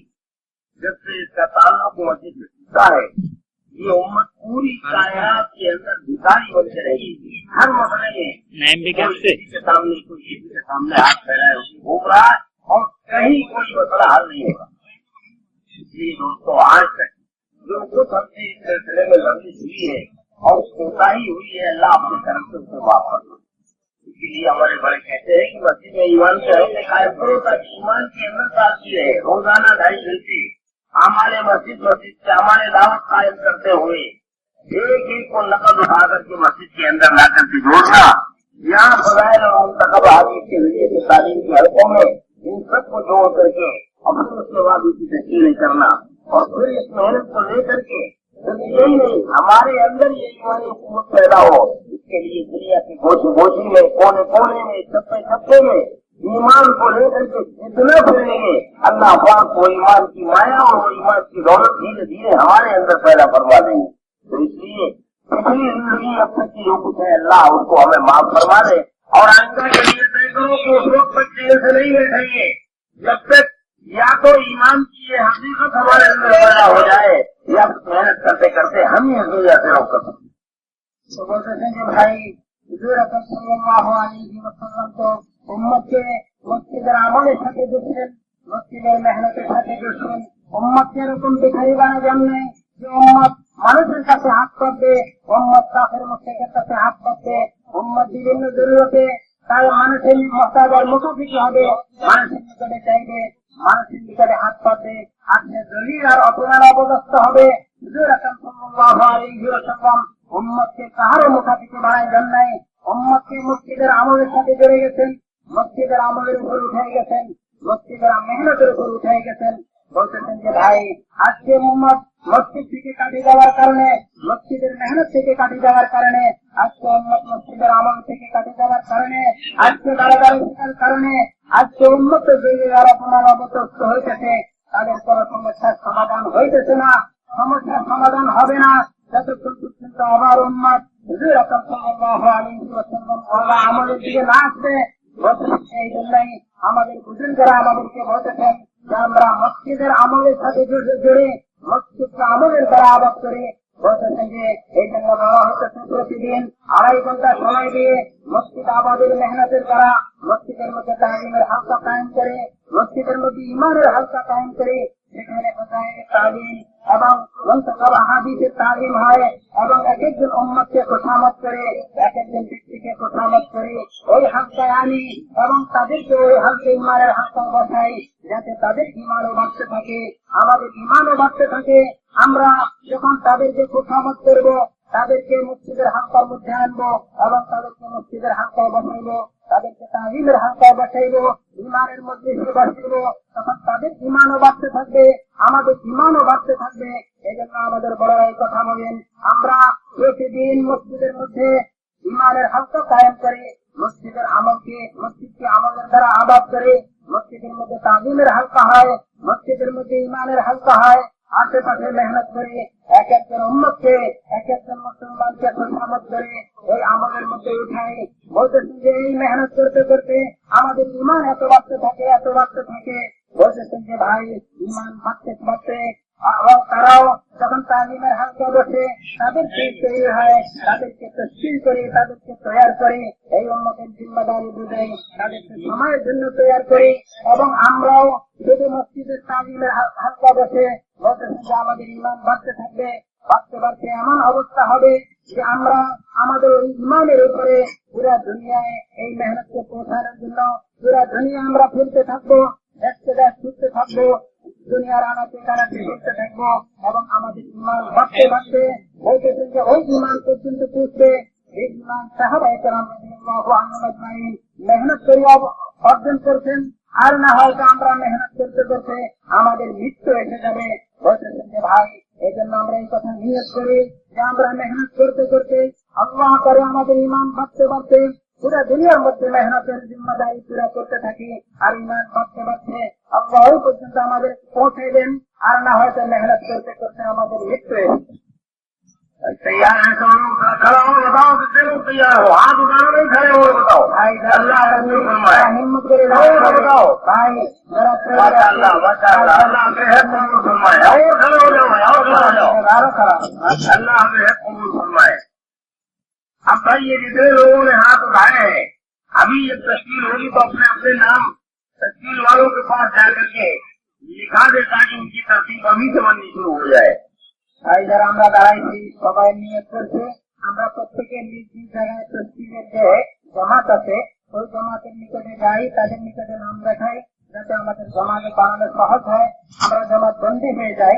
এই জন্য বলতেছি যে যারা আমরা নাম দেখাইতেছি, যারা আমরা নিয়ত করে দাঁড়াইছি, তারা প্রত্যেকের নিজ নিজ ক্ষেত্রে যাই, আমাদের তসবিহের জমাতের সাথে সাক্ষাৎ করে সেখানে আমাদের তসবিহ কায়েম করি।